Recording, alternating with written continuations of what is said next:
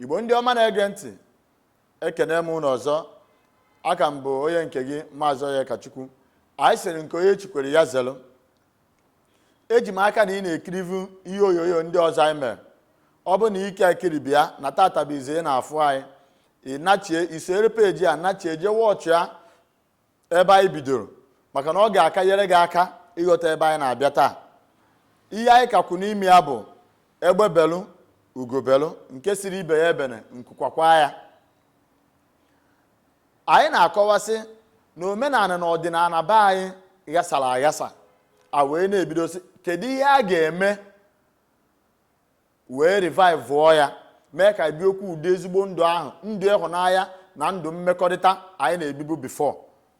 Now ebe bidoro anyị si na the Warren Chiefs so n'ihe ghasara ihe niile. Mgbe ndị ọcha fụrụ na anyị na-ebi ọfụma, wee mee impose Warren Chiefs on us, ha wee bido.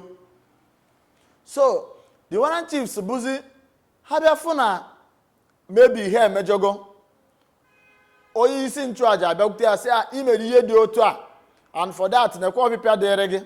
Warren Chief asị onye isi nchụaja na ị kwesịrị ikwu na ị ga-achọrịrị ụzọ ị ga-esi wee zọpụta ya, kama ọ sị ya na ana dị otu enyi na nke dị otu enyi ya ga-enye gị ya.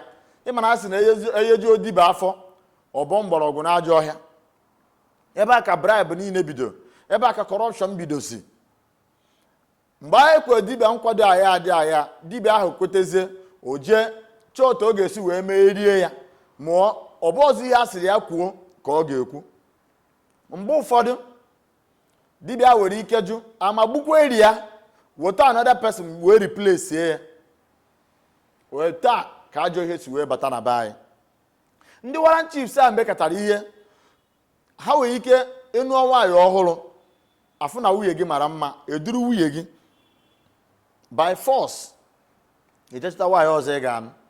Ọ bụ na ị goro bicycle ọhụrụ ma mma, Warren Chief like ya ọ nara gị bicycle ahụ, nwere ihe ị ga-eme. Nke bụ na emegidere ya, ụfọdụ obodo nọcha ndị Warren Chiefs agbapụ gbana n'obodo ọzọ. Ọ dịkwa ha ka Warren Chief adịtụ more softer than ndị nke a, ha agbapụ gbana n'obodo ọzọ ka ọ bụ na isi jiri ha oyi, mana ha bioro ndị dịtụ mma. Dịka ndị Ukeghe bụ ndị bụ last born ojebe ogene, mana tata ha nọ ndị Nsụka. Ọsọ a na-agba Warren Chief ọya ama n'eke, otu o si wee na-ebi ndụ na-anara ndị mmadụ ihe ha, na-eyegharị ọda. Ndị Ukeghe agbanazie Nsụka, mere eji wee na-akpọ ha ndị Nsụka tata. Ọ ya bụ example ihe anụ anyị na-ekwu maka ya.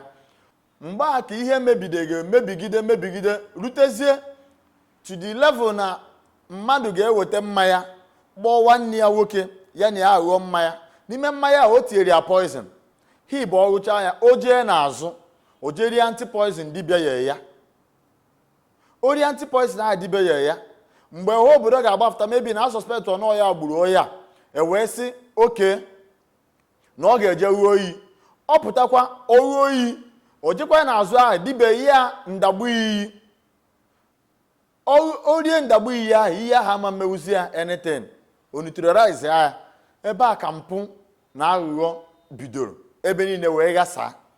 Emegide ndị ọcha wee weteziere anyị ụka, wee weziri ụka wee chejie our mindset, because ọ bụrụ na ụka abịaghọ, ndị Igbo astrọgụl wago kedu ihe a ga-eme ka a sọtụọ all these things, na onye ọbụla mere ajọ ihe ga-ata afụfụ ya. Wee weteziere anyị ụka gwa anyị na n'ime ajọ ihe yọọ mgbaghara agbaghara gị, na isegbughara amụ na ijekwuru fada si a n'ime ego agbaghara gị, na nke ahụ abụrụzi problem. Wee gwazi anyị na ọ bụ na eme gị ihe ama gị ụra saịdị a, gotugharịta agba saịdị a ka ama gị ọzọ, na ya gosi na ebu Nwachukwu. So mmadụ gbuo nwanne gị, weftekwa owo gị ka egbukwuo, ejekwana n'ụwa ọgụ, ejekwana mee ihe na Chukwu ga-abọrọ gị ọbọ. Otu a ka esi wee megide a wee rute ebe a tata. Mana ihe anyị ka na-akụzi bụ na anyị ga-emegide mụtagodi ibi ezigbo ndụ n'ime ụwa anyị. Anyị mụta ibi ezigbo ndụ n'ime ụwa anyị, ahụwe ụwa anyị n'anya, anyị wee doziwe ebe esi mejọọ na ebe onye mejọọ ọnụ. Mana anyị ga-ebidogodi n'ime ụwa anyị biwogodi ezigbo ndụ a wee doziwe ya na-abịa. Udo tụrụ onye ọbụla chọrọ udo, ma matakwa na ka o esi eme ka ekwesị akpa ya.